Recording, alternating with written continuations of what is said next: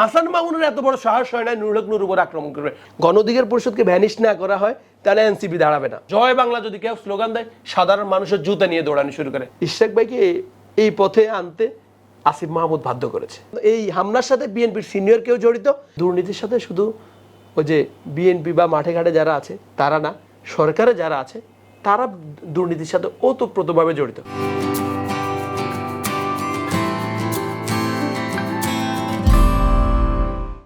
সুপ্রিয় দর্শক, আপনাদের সবাইকে স্বাগত জানাচ্ছি বাণিজ্য প্রতিদিনের বিশেষ আয়োজন আগামী রাজনীতি। আমরা এই অনুষ্ঠানে আলোচনা করে থাকি রাজনৈতিক বর্তমান অবস্থা এবং আসলে আগামীতে আমরা কেমন রাজনীতি দেখতে চাই সেই বিষয়গুলো নিয়ে। আজকে আমাদের অনুষ্ঠানে অতিথি হিসেবে উপস্থিত আছেন গণ অধিকার পরিষদের উচ্চতর পরিষদের সদস্য জনাব আব্দুল জাহের। আমাদের অনুষ্ঠানে আপনাকে স্বাগত জানাচ্ছি। স্বাগত। আচ্ছা জাহের ভাই, আমি শুরুতে একটু জানতে চাই যে বর্তমান যে রাজনৈতিক অবস্থা বিভিন্ন ভাবে অস্থির একটা অবস্থা বিরাজ করছে, আসলে এই যে অস্থিরতার পেছনের কারণগুলো কি কি বলে মনে করেন? আমি এই অস্থিরতার পিছনে আসলে যদি কারণ বলতে যাই তাহলে আমি এক নাম্বার দায়ী করব সরকারকে। 5 তারিখের পরে যে সরকার হয়েছে নিরপেক্ষ সরকার, অন্তর্বর্তীকালীন সরকার, এই সরকারের উচিত ছিল শতভাগ নিরপেক্ষ থাকা এবং নিরপেক্ষতার জায়গা থেকে অন্যান্য যে দলগুলো আছে তাদের সাথে নিরপেক্ষ আচরণ করা। 5 তারিখের পরে এই অন্তর্বর্তীকালীন সরকারকে বিএনপি, জামাত, গণ অধিকার পরিষদ সহ প্রত্যেকে কিন্তু সাপোর্ট দিয়েছে। গণ অধিকার পরিষদ একদম চোখ বন্ধ করে সাপোর্ট দিয়েছে প্রত্যেক কাজে। না সরকার থাকুক, ইউনূস সাহেব যতদিন থাকুক, সংস্কার করুক, সংস্কার করে দেন নির্বাচনের দিকে যাক। কিন্তু আমরা যখন দেখেছি যে জনগণ সংস্কার চাচ্ছে কিন্তু সরকার সংস্কার করবে বলে সময় ক্ষেপণ করছে, দীর্ঘায়িত করছে, কিন্তু সংস্কারের আলটিমেটলি কোনো সংস্কারের নমুনা আমরা দেখতে পাচ্ছি না। একই সাথে বিভিন্ন জন বিএনপির মতো বড় দলও যখন দেখছি যে সংস্কারের নামে তো সময় ক্ষেপণ হচ্ছে, নির্বাচনের কোনো রোড ম্যাপ নাই। এছাড়া আরেকটা বিষয় যেটা গুরুত্বপূর্ণ, সরকারে যারা উপদেষ্টা প্যানেলে ছিল ছাত্র প্রতিনিধি, তারা তো ছাত্র প্রতিনিধি হিসেবে গেছে। সবার সম্মিলিত আন্দোলন ছিল ছাত্রদের, সেই সম্মিলিত আন্দোলনের নেতা হিসেবে তারা গেছে। তাদের উচিত ছিল হলো সারা দেশে যে ছাত্র সমাজ ছিল, এই আন্দোলনে যারা ছিল তাদেরকে কীভাবে ঐক্যবদ্ধ রাখা। যদি তারা ঐক্যবদ্ধ থাকতো, এই আন্দোলনে যে বৈষম্য বিরোধী ছাত্র আন্দোলনের যে প্ল্যাটফর্ম ছিল, এই প্ল্যাটফর্মে ছাত্র অধিকার পরিষদ, ছাত্রদল, শিবির থেকে শুরু করে প্রত্যেকেই তো ছিল। এই প্ল্যাটফর্মটা যদি অক্ষুণ্ণ থাকতো তাহলে কিন্তু বাংলাদেশের বর্তমানে এই অরাজকতা বলেন আপনি যেটা বলছেন এটা থাকতো না। এখন এটা কি হয়েছে, সরকারের থাকা যারা এই যে উপদেষ্টা প্যানেলে নাহিদ, আসিফ, এই নাহিদ উপদেষ্টা প্যানেল থেকে পদত্যাগ করে এনসিপির আহ্বায়ক হয়েছে। তারা বৈষম্য বিরোধী প্ল্যাটফর্ম যেটা, এই সুন্দর একটা প্ল্যাটফর্মকে ভেঙে তারা রাজনৈতিক একটা প্ল্যাটফর্মের দিকে নিয়ে গেছে। এনসিপি যখন খুলেছে তখন বিভাজনটা শুরু হয়েছে তখন মূলত। এখন দেখেন আপনার উপদেষ্টা প্যানেলে আসিফ হলো সার্বজনীন ছিল, তার মাহফুজ সার্বজনীন, নাহিদ তো সার্বজনীন, এই আন্দোলনের তারা মূল নেতা। এবং এই আন্দোলনে নাহিদ, আসিফ তাদের পিছনে তো সারা দেশের মানুষজন ছিল। এখন তারা যখন সার্বজনীন জায়গা থেকে একপাক্ষিক চলে আসছে, একটা নির্দিষ্ট দলকে সুযোগ সুবিধা দিচ্ছে, তখন স্বাভাবিকভাবে অন্য যে দলগুলো আছে তারা তো এটা ভালো চোখে দেখবে না। এখন আন্দোলন সংগ্রাম করছে সবাই মিলে, সরকারের সুযোগ সুবিধা যদি একপাক্ষিক হয়ে যায় এবং উপদেষ্টা প্যানেলে যারা আছে তাদের কথাবার্তা যদি একপাক্ষিক হয়ে যায় তাহলে স্বাভাবিকভাবে অন্য রাজনৈতিক দলগুলো এটা ভালোভাবে নেবে না। এটা কেন আপনার কাছে মনে হচ্ছে যে তার সরকারের একপাক্ষিক? আমার একপাক্ষিক মনে হচ্ছে আপনি উপদেষ্টা যেমন নাহিদ যদি পদত্যাগ, মানে যদি এনসিপির সাথে সরাসরি যুক্তই না থাকতো আগ থেকে, তাহলে তো সে পদত্যাগ করার পরে ওই আহ্বায়কের জায়গায় যায় না। এবং এখনও যে আসিফ মাহমুদ আছে, তারপরে মাহফুজ আছে, যদি নাহিদ কয়েকদিন আগে বলেছে কিন্তু আসিফ মাহফুজের সাথে এনসিপির কোনো সম্পর্ক নাই। কিন্তু আপনি এখনও যাই যদি এখন তো রাত এখনও যদি দেখেন উপদেষ্টা পাড়া আসিফের বাসায় এখনও কিন্তু এনসিপির নেতারা বসে আছে, প্রত্যেক দিন রাত ওইখানে তারা বসে থাকে। এই যে আবার আসিফ যদি পদত্যাগ করে ডিরেক্ট এনসিপির গুরুত্বপূর্ণ একটা পদে চলে যাবে। এটা তার সাথে তাদের দীর্ঘদিনের যে সম্পর্ক, সেই সম্পর্কের কারণে তার বাসা যেতে পারে না। তার বাসা দীর্ঘদিনের সম্পর্ক, শুধু কি এনসিপির নেতৃবৃন্দ যাবে ওখানে? তাহলে যে গণ অধিকার পরিষদের ছিল, ছাত্র অধিকার পরিষদের ছিল, আসিফ তো আমাদের দীর্ঘদিনের কর্মী ছিল, তাহলে তার বাসায় তো ছাত্র অধিকার পরিষদের কারো অ্যাক্সেস নাই। ছাত্র অধিকার পরিষদে এই আন্দোলনের সর্বোচ্চ ভূমিকা পালন করেছে এবং আসিফ নিজেও ছাত্র অধিকার পরিষদে ছিল। বাংলাদেশের এমন এক জেলা আপনি দেখাবেন, এমন এক জায়গা দেখাবেন যে জায়গায় নেতৃত্ব প্রথমে ছাত্র অধিকার পরিষদ দিয়েছে, মানে দেয় নাই, এমন এক জায়গা দেখাবেন যে জেলায় নেতৃত্ব ছাত্র অধিকার পরিষদ শুরু করায়। তাহলে সে ছাত্র অধিকার পরিষদ বিভিন্ন জায়গায় ছাত্র অধিকার পরিষদকে মাইনাস করে রাখা। আপনি আমাদের ছাত্র অধিকার পরিষদের বর্তমান যে সাধারণ সম্পাদক নাজমুলকে যে ঢাকা কলেজের ওই সায়েন্স ল্যাব থেকে শুরু করে ওই অঞ্চলটা নেতৃত্ব দিয়েছে এবং এই বৈষম্য বিরোধী আন্দোলন টপ 5-6 মধ্যে সে একজন, এটা পত্রপত্রিকায় আসছে এবং আন্দোলনের পরপরই ওর অবস্থান ছিল। যখন সে ওদের সাথে যুক্ত না হয়ে আমাদের সাথে থেকে গেছে, প্রত্যেকটা জায়গা থেকে তাকে মাইনাস করা হয়েছে। এবং কুমিল্লা জেলায় এই যে বৈষম্য বিরোধী আন্দোলনে যারা গুরুত্বপূর্ণ ভূমিকা পালন করেছে, এই আসিফ সাহেব প্রধান অতিথি হয়ে কুমিল্লা জেলায় একটা প্রোগ্রাম করেছে। সেখানে হাসনাত আবদুল্লাহ আছে, সার্জিসকেও সেখানে মেহমান করা হয়েছে। সার্জিস তো কুমিল্লার না, কিন্তু দুঃখজনক হলো সত্য, নাজমুল শুধুমাত্র ছাত্র অধিকার পরিষদের নেতা, এই কারণে সে সেখান থেকে মাইনাস। মানে আসিফ তো উপদেষ্টা, আসিফ প্রধান অতিথি, ওইখানে ডিসি ছিল, সেও বিশেষ অতিথি, সবাই আছে, শুধুমাত্র নাজমুল ছাত্র অধিকার পরিষদের নেতা, এই কারণে সেখানে ছাত্র অধিকার পরিষদের নেতা বলে নাজমুলকে নাই। তাহলে এটা কি একপাক্ষিক না? এটা কি আসলে এটা কোনো ভাগবাটোয়ারার ইস্যুতে কোনো ধরনের হয়েছে কিনা, গ্যাপ ট্যাপ হয়েছে কিনা, এরকম কোনো ভাগবাটোয়ারার ইস্যু বলতে আমরা তো ভাগবাটোয়ারার প্রশ্নেই গণ অধিকার পরিষদ নাই, ছাত্র অধিকার পরিষদ নাই। কারণ ভাগবাটোয়ারা আমরা যদি আসলে এক্স্যাক্টলি ভাগবাটোয়ারা দিয়ে বিশ্বাসী হইতাম, তাহলে তো আওয়ামী লীগ আমাদেরকে অনেক অফার দিয়েছে। সর্বশেষ 24 নির্বাচনে আমাদের 10টা আসন দিবে বলেছে, কনফার্ম আসন। সেই জায়গা থেকে তো নুরুল হক নূর এটা অ্যাকসেপ্ট করা নাই এবং প্রত্যেকটা আসনের বিপরীতে 50 কোটি টাকার অফার করছে যে প্রত্যেকটা যাতে নির্বাচনের সময় খরচ করা যাবে। সেই জায়গা থেকে আমরা চলে আসছি এবং এই সরকার যখন গঠিত হয়েছে, আপনি পুরো বাংলাদেশের মানুষ জানে, আসিফ নাহিদ থেকে শুরু করে প্রত্যেকটা নেতাকর্মী, আক্তার, প্রত্যেকটা নেতাকর্মী নুরুল হক নূরের হাতে গড়া কর্মী। নুরুল হক নূর যদি বাগবাটোয়ারাতে বিশ্বাস করতো, তাহলে তাদের সাথে সমঝোতা করতো। নুরুল হক নূর তাদের সাথে সমঝোতা করে এতদিন চলতো, বাগবাটোয়ারা পাইতো। নুরুল হক নূর তো সেটা করছে না। নুরুল হক নূর যখন দেখছে তারা সঠিক পথে, তখন তাদের পক্ষে কথা বলছে, যখন দেখছে না তারা সঠিক পথে নেই, তাদের বিপক্ষে কথা বলছে। এখন বিপক্ষে কথা বলে তো বাগবাটোয়ারা পাবে না। তো নুরুল হক নূর তো সে মানে এই বাগবাটোয়ারা আসলে বিশ্বাস করে না। আমরা গণ অধিকার পরিষদ প্রথম থেকে সেই 18 সাল থেকে যখন আমাদের ছাত্র অধিকার পরিষদের মাধ্যমে কোটা সংস্কার আন্দোলনের মাধ্যমে আমাদের পথ চলা, তখন থেকে আমরা যেখানেই হক এবং বাতিলের প্রশ্নে যেখানে আমরা সবসময় হকের পক্ষে ছিলাম। এটা তো আপনাদের সাথে কি তাদের আন্দোলনটা বেসিক্যালি শুরু হয়েছে ঢাকা উত্তরের যেই প্রশাসক সেখানে কেন্দ্রিক কিছু ধরনের কথাবার্তা শোনা যাচ্ছে বা বিভিন্ন সময় শোনা যায় আপনারা ওইখানে লোক দিতে চেয়েছেন বা কোনো একটা টেন্ডার চেয়েছেন, সেটা হয় নাই, এরপর থেকে আসিফের সাথে আপনাদের আসলে দূরত্ব বাড়ছে বা অন্তর্বর্তী সরকারের দূরত্বটা বাড়ছে, এটা কতটুকু সত্য? না, এটা তো কয়েকদিন আগের ঘটনা। এর আগ থেকে আমি যে আপনাকে কয়েকটা বললাম নাজমুল থেকে, মানে এই সরকার আসার পর থেকে তাদের বিশেষ করে এই এনসিপিতে বা এরা আমাদের সাথে 5 তারিখের পরে ভালো সম্পর্ক ছিল, কিন্তু এদের ঘাড়ে অনেকে আগে মনে করতো যে জামাত এদেরকে পূর্ণ সাপোর্ট দিচ্ছে, কিন্তু এদের ঘাড়ে অন্য একটা শক্তি এদের ঘাড়ে ভর করেছে এবং এই নাগরিক পার্টি বা এনসিপিতে মূলত বাম গণনার কিছু শাহবাগী লোক আছে যাদের চিন্তা চেতনা হলো যে গণ অধিকার পরিষদকে টোটাল কিভাবে ভ্যানিশ করে দেওয়া যায়। এবং তাদের এরকম বক্তব্য ছিল যে দুইটা বৃক্ষ সমান তালে বড় হয় না, দুইটা রাজনৈতিক রাজনৈতিক দল হলো ইয়ংদের। এখন যদি গণ অধিকার পরিষদকে ভ্যানিশ না করা হয় তাহলে এনসিপি দাঁড়াবে না। এইরকম একটা হীন মন মানসিকতা তাদের থাকার কারণে তারা প্রথম থেকে গণ অধিকার পরিষদের নেতাকর্মীদেরকে বিভিন্ন জায়গা থেকে মাইনাস করে দিয়ে তারা উঠে পড়ে গেছে। এখন যখন আমরা এগুলো দীর্ঘদিন দেখেছি, তখন আমাদের মনে হয়েছে না এগুলো তো আসলে স্বাভাবিকভাবে একটা সরকার, নিরপেক্ষ সরকারে থাকলে তাদের এটা ঠিক না, তাদের এটা করা উচিত না। যে শাহবাগীদের আধিপত্যের কারণে আসলে এখানে এক ধরনের সৃষ্টি হয়েছে, এটা কি এই যে আপ বাংলাদেশ নামে আরেকটা নতুন সংগঠন হচ্ছে, এটা কি তারই প্রতিফলন? হ্যাঁ, অবশ্যই এটা তারই প্রতিফলন। আপনি দেখেন এখানে যে এনসিপি গঠনের আগে এই বৈষম্য বিরোধী ছাত্র আন্দোলনে আপনারা দেখেছেন যে শিবিরের ভালো একটা সাপোর্ট ছিল এবং এই আন্দোলনে তো বিএনপি সহ অন্যান্য যারা প্রত্যেকে পিছন থেকে সহায়তা করছে। একমাত্র ছাত্র অধিকার পরিষদ বা গণ অধিকার পরিষদ প্রত্যেকে ডিরেক্ট সরাসরি আমাদের সর্বোচ্চ নেতা সে ওপেন ঘোষণা দিয়ে 1 দফার ঘোষণা দিয়ে সে জেলে। এবং এই আন্দোলনে আমাদের যুব অধিকার পরিষদের সভাপতি সেক্রেটারি, শ্রমিক অধিকার পরিষদের সভাপতি সেক্রেটারি, আমাদের পেশাজীবী অধিকার পরিষদের যারা ছিল আমাদের প্রত্যেকটা ইউনিটের নেতা কর্মীরা এই আন্দোলনের সামনে ছিল। আমাদের শ্রমিক অধিকার পরিষদের সভাপতি গুলিবিদ্ধ হয়েছে এই আন্দোলনে। এবং যাত্রাবাড়িতে এই আন্দোলন কারা নেতৃত্ব, বৈষম্য বিরোধী কেউ বলতে পারবে যাত্রাবাড়িতে বৈষম্য বিরোধীর কোনো অস্তিত্ব ছিল?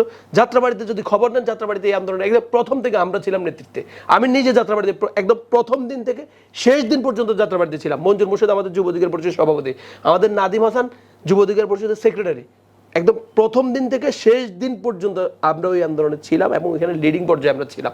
বাংলাদেশের যে বিষয়টা বলছেন, এই যে প্রথম বৈষম্য বিরোধী প্ল্যাটফর্মটা আমাদের সাথেও ভালো সম্পর্ক ছিল। ছাত্র অধিকার পরিষদ প্রথম জায়গায় আন্দোলনের পরপরই হঠাৎ বৈষম্য বিরোধী প্ল্যাটফর্মে যে বাম গভর্নর কিছু লোক এসে ছাত্র অধিকার পরিষদকে মাইনাস করতে হবে, ছাত্র শিবির থেকে যারা আসছে তাদেরকে মাইনাস করতে হবে, এবং এই মাইনাস করে ছাত্র অধিকার পরিষদের অনেকে মাইনাস করে দিয়েছে। তারপরে শিবির থেকে যারা আসছে, ভাই 5 তারিখের আগে তো এখানে কে শিবির কে ছাত্র অধিকার এটা তো ছিল না, আন্দোলনে সবাই ছিল। তাহলে আন্দোলন যেহেতু হয়েছে এই প্ল্যাটফর্মে তো সবাই থাকার কথা, তাহলে সে জায়গায় আপনি কেন তাকে ছাত্র অধিকার পরিষদ বলে দূরে সরে দিবেন, কেন শিবির বলে দূরে সরে দিবেন? তাহলে এরপরে তো শিবিরের যারা তারা চলে আসছে বাংলাদেশ। এই যে বিভক্ত রাজনীতি তখন থেকে শুরু হয়েছে, তারাই প্রথম শুরু করেছে। আজকে আপনি বিএনপি আর ওই যে এনসিপি বিএনপি আর সরকারের দূরত্বটা দেখছেন, কিন্তু ওই দূরত্ব তো 5 তারিখের পর তারাই শুরু করেছে। যারা সুবিধাভোগী, এই আসিফ থেকে শুরু করে নাহিদ থেকে শুরু করে যারা আছে, তারাই তো বিভক্তটা শুরু করেছে। তারা তো শিবিরের ছেলেপেলেদেরকে সব জায়গা থেকে মাইনাস শুরু করে দিয়েছে, তারা তো ছাত্র অধিকার পরিষদ থেকে ছেলেপেলেদেরকে মাইনাস করেছে। এই বিভক্ত শুরু হয়ে এখন এই পর্যায়ে এসে পৌঁছেছে।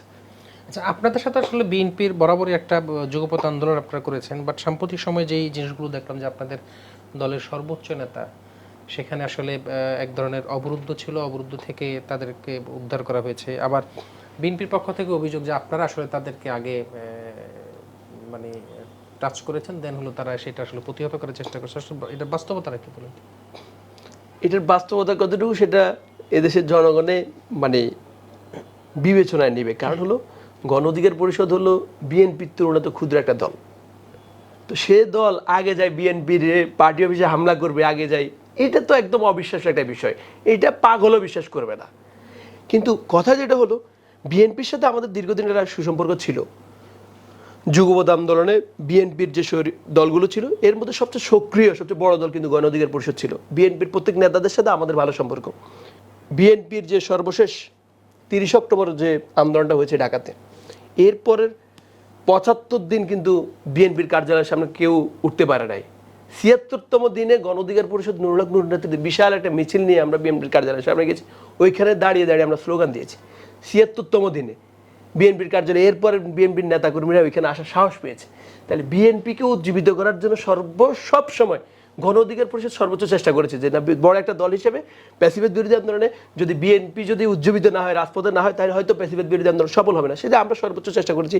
এবং বিএনপির পাশে সবসময় গণ অধিকার পরিষদ ছিল, নুরুল হক নূর ছিল। এবং 5 তারিখের আগে না, 5 তারিখের আগে পরে সবসময় ছিল। কিন্তু বিএনপি যে কাজটা করেছে পটুয়াখালীতে, এটা অত্যন্ত দুঃখজনক এবং নিন্দনীয় একটা ঘটনা ঘটিয়েছে। প্রথমে আপনি খেয়াল করেন ঘটনাটা কার সাথে? নুরুল হক নূরের সাথে। নুরুল হক নূর 18 সাল থেকে শুরু করে বাংলাদেশের যদি মানে নেতা, এই যে রাজপথের কোনো নেতার নাম কাউকে আপনি যদি একটা রিক্সাওয়ালারা বলেন যে রাজপথের নেতা কাকে ছিলেন, সে প্রথম নুরুল হক নূরের নাম বলবে। এবং এই আন্দোলনের প্যাসিভেট বিরোধী আন্দোলনে এই বিপ্লবের সর্বাধিক নায়ক বলে আপনি নুরুল হক নূরকে বলতে হবে। কেন বলতে হবে আমি বলি, বিপ্লব যদি সংগঠিত না হতো, অর্থাৎ শেখ হাসিনার যদি পলায়ন না ঘটতো, তাহলে এই আন্দোলনের মাস্টার মাইন্ড হিসেবে আসলে পরিচিত কে থাকতো? এই আন্দোলন চলাকালীন সময় নুরুল হক নূরকে গ্রেপ্তার করা হয়েছে এই আন্দোলনের মাস্টার মাইন্ড হিসেবে। এই মাস্টার মাইন্ড হওয়ার কারণে নুরুল হক নূরকে দীর্ঘদিন রিমান্ডে নেওয়া হয়েছে। কি নির্মম নির্যাতন করা হয়েছে সেটা আপনি জানেন। রিমান্ডে থাকা অবস্থা নুরুল হক নূর কিন্তু আদালতে এসে বলছে যে তাকে ফুটবলের মতো মানে ক্রমান্বয়ে লাথি মারা হয়েছে, এইভাবে নির্যাতন করেছে। এখন এই আন্দোলন যদি সফল না হতো, আপনি বিএনপি বলেন, জামাত বলেন, অন্য কোনো দলের নেতারা আসে তখন কি বলতো? না, এই আন্দোলন আমাদের আন্দোলন ছিল, এই আন্দোলনের মাস্টার মাইন্ড আমরা। বা এখন যারা বিভিন্ন মাস্টার মাইন্ড দাবি করছে তারা কি কখনো আসে বলতো যে না আমরাই মাস্টার মাইন্ড, আমাদেরকে গ্রেপ্তার করে? বলতোই কথা? কেউ বলতো না। মাস্টার মাইন্ডকে ওই হারুন কিন্তু বলেছে মাস্টার মাইন্ড নুরুল হক নূর। এবং প্রত্যেকটা মিডিয়ায় প্রকাশিত হয়েছে মাস্টার মাইন্ড, সরকার পতনের মাস্টার মাইন্ড নুরুল হক নূর এবং আসিফ নাহিদদেরকে পরিচালনা করছে নুরুল হক নূর। এবং সরকার যদি পতন না হইতো, নুরুল হক নূরকে জেলে পৌঁছে মরতে হইতো। তাহলে প্রকৃত অর্থে এই আন্দোলনের মাস্টারমাইন্ড কিন্তু নুরুল হক নূর। এটা কেউ যদি অস্বীকার করে, এখন ওই যে সরকার তো পতন হচ্ছে, এখন করতে পারে, কারণ কোরআনের একটা আয়াত আছে, বিপদ কেটে গেলে মানুষ অহংকারী হয়ে ওঠে। এখন বিপদ কেটে গেছে, এখন হাসিনা নাই, এখন মানুষ অহংকারী হয়ে উঠছে। প্রত্যেক দল মনে করতেছে আমি রাজা, আমি সব, আমি হনু। কিন্তু যদি এই সরকার যদি পতন না হইতো, প্রত্যেকে আবার গর্তে থাকতো, গর্ত থেকে কেউ বের হইতো না। এখন এই যে গলাচিপা যে ঘটনা ঘটিয়েছে, এই এলাকায় দেখেন কার সাথে, নুরুল হক নূরের সাথে। আমি নুরুল হক নূরের পরিচয় দিচ্ছি একটু আগে। আর কে ঘটাইছে? ছাত্র, এই যে বিএনপির কেন্দ্রীয় কমিটির একজন সদস্য নুরুল হক নূরের মতো একজন লোকের সাথে এই ঘটনা ঘটিয়েছে, কেন্দ্রীয় কমিটির একজন সদস্য হাসান মামুন। এবং সেটা তো সে বরাবর অস্বীকার করছে এবং তাদের কর্মীদেরকে তো সে নিবৃত্ত করার চেষ্টা করছে। এটা তো সে অস্বীকার করলে মানে এটা তার নির্দেশনা ছাড়া ওই জায়গায় নুরুল হক নূরের মতো, আমি শুধু হাসান মামুনকে এক্ষেত্রে দোষারোপ করবো না, আমি মনে করি হাসান মামুনের এত বড় সাহস হয় না নুরুল হক নূর উপর আক্রমণ করবে, নুরুল হক নূরকে অবরুদ্ধ করবে। আমি এটা নিশ্চিতভাবে বলতে পারি এক্ষেত্রে বিএনপির হেভিওয়েট অন্য কোনো নেতা আছে, নাইলে হাসান মামুনের এত বড় সাহস হতো না যে নুরুল হক নূরকে সারা রাত অবরুদ্ধ করবো। নুরুল হক নূরের সাথে তারেক জিয়ার সাথে এত বড় ভালো সম্পর্ক, বিএনপির সাথে সিনিয়র এত ভালো সম্পর্ক। এবং সবচেয়ে আফসোসের জায়গা হলো নুরুল হক নূরের ওই আসনে বিএনপিকে সিটি দেওয়া হয়েছে যাতে নুরুল হক নূরকে ডিস্টার্ব না দেয়। আমরা বরাবর যখন আমরা আমাদের উচ্চতর পরিষদের সাথে মিটিং করে এই বিষয়ে নুরুল হক নূর আমাদের সেক্রেটারিকে আমরা বলেছি আমাদের উচ্চতর পরিষদের যে চিঠির বিষয়টা আপনারা প্রত্যাখ্যান করেন, এটা আমাদের জন্য একদিন কাল হয়ে দাঁড়াবে। তখন ওনাদের বক্তব্য এরকম ছিল যে বিএনপি আসলে যাতে শুধুমাত্র আমাদের রাজনৈতিক কাজে যাতে ঝামেলা না করে এই কারণে চিঠি দেওয়া, এটা অন্য কোনো কারণে না। কিন্তু দেখেন চিঠি দেওয়ার পরেও যে ঘটনা তারা ঘটাইছে, সারা রাত নুরুল হক নূরকে তারা অবরুদ্ধ করেছে, সারা রাত সেনাবাহিনী পুলিশ এসে পর্যন্ত তাকে উদ্ধার করতে পারে। সেনাবাহিনী এসে বলতেছে আপনি পটুয়াখালীতে চলে যান। নুরুল হক নূর এই বাংলাদেশের সর্বোচ্চ নেতাদের মধ্যে একজন, নুরুল হক নূর এই বিপ্লবের অন্যতম মহানায়ক, তাকে বলতেছে তার এলাকায় যাওয়া যাবে না, তাকে পটুয়াখালীতে চলে যেতে হবে। তাহলে সে যদি পটুয়াখালীতে ব্যাক করে, তার রাজনীতি থাকে, তার বাড়িতে যেতে পারবে না, সে বিএনপির ভয়ে, নেতাদের ভয়ে। এই যে আমি মনে করি যে এই হামলার সাথে বিএনপির সিনিয়র কেউ জড়িত। এবং আফসোসের জায়গায় এটা যদি গুরুত্বপূর্ণ কোনো পয়েন্ট হইতো, যেমন জেলা রাজনীতির জন্য গুরুত্বপূর্ণ পয়েন্ট হলো জেলা শহর বা ঢাকা, এই সিটি, নুরুল হক নূর গলাচিপার মতো একটা আসন, এই আসনে বিএনপি ছাড় দিচ্ছে না নুরুল হক নূরকে। এবং তাদের মানে বলতে গেলে যে সর্বোচ্চ ভালো মিত্র, হ্যাঁ, নুরুল হক নূরের সাথে ভালো বন্ধু, এই বন্ধুকে তারা গলাচিপার মতো একটা অগুরুত্বপূর্ণ আমি মনে করি আসন, যে ওই জায়গায় তাকে ছাড় দেয় নাই, দিচ্ছে না। দেখতেছেন নুরুল হক নূর যেখানে যাচ্ছে এখানে হাজার হাজার মানুষ হচ্ছে, এই কারণে তাকে ছাড় দেওয়া যাবে না। এবং ছাড় না দেওয়ার কারণে যেটা হয়েছে, বিএনপির প্রতি আসলে অন্যান্য যে দলগুলো আছে, বিএনপির সাথে যারা আগামীতে আন্দোলন জোট করবে ভাবছে, তাদের মনে একটা সংশয়ের জায়গা তৈরি হবে যে নুরুল হক নূরকে যদি ছাড় না দেওয়া হয় তাহলে আমাদেরকে কিভাবে দিবে। এটা তো বিএনপি তার যে 31 দফা, সেখানে তো বরাবরই বলছে যারা এই তার বিভিন্ন সভা সমাবেশ তারা একই কথা বলছে যে যুগপৎ আন্দোলনের সাথে যারা সম্পৃক্ত ছিল সবাইকে নিয়ে আসলে তারা দেশ পরিচালনা করতে চায়। এখন তার প্রমাণ তো আমরা গলাচিপায় দেখি নাই। এবং যে মামুনের বিরুদ্ধে, হাসান মামুনের বিরুদ্ধে অভিযোগ আসছে, তার বিরুদ্ধে এখন পর্যন্ত বিএনপি অ্যাকশনে গিয়েছে? এখানে যদি অন্য কেউ হইতো, যদু মধু নেতা হইতো, তাহলে একটা বিষয় ছিল। নুরুল হক নূরের মতো একটা ফিগার, একটা নেতা, জাতীয় নেতার সাথে এই ঘটনাগুলো ঘটছে, বিএনপির মতো একটা বড় দল এখন এই কাজগুলো করে। বিএনপিকে আমরা দেখি 5 তারিখের পরে খুব ভালো অ্যাক্টিভ ছিল, কোনো নেতা হুন্ডা শোডান করতো, তাকে অব্যাহতি দিয়ে দিত, কোনো ঝামেলা। কিন্তু গত 1-1.5 মাসে বিএনপি কয়জনকে অব্যাহতি দিয়েছে? এখন আগের মতো অপরাধ করছে না, সেজন্য দিচ্ছে না। অপরাধ করছেন আপনি কে বলছে?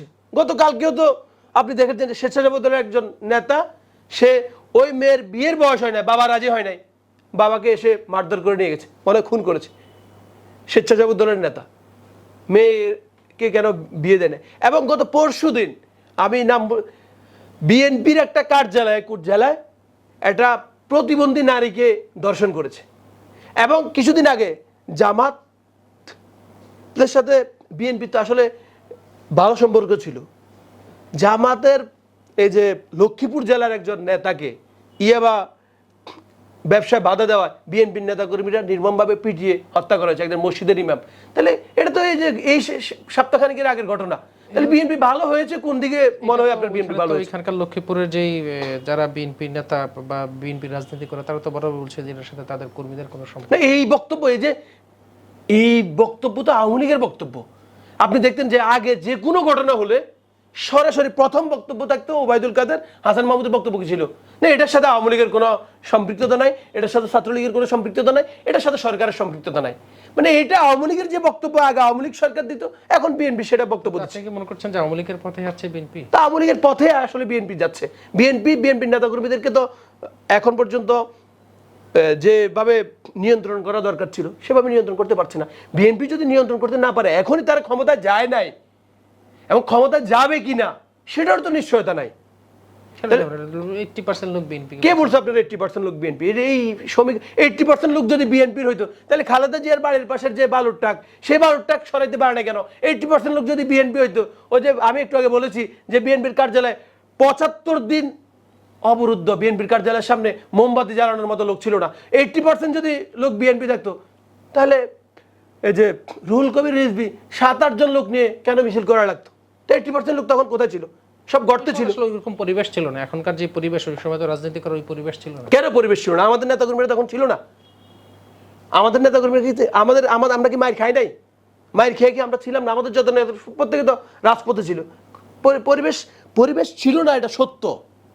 কিন্তু অধিকাংশ নেতা তো তখন আওয়ামী লীগের সুযোগ সুবিধা নিয়ে আওয়ামী লীগের সাথে আপোষ করেছিল এবং অনেকে গর্তে ছিল।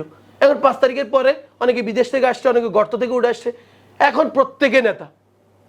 এখন এই যে আপনারা যারা ফেসিবাদ বিরোধী আন্দোলনগুলোতে সক্রিয় ছিলেন, এক ছিলেন, এখন যদি আপনাদের মধ্যে এই ধরনের মানে আবার বাকবিতণ্ডা শুরু হয়, সেক্ষেত্রে কি আওয়ামী লীগ আবার আসার সম্ভাবনা আছে? না, আমি আওয়ামী লীগ আপাতত আসার কোনো আমি সম্ভাবনা দেখছি না। তবে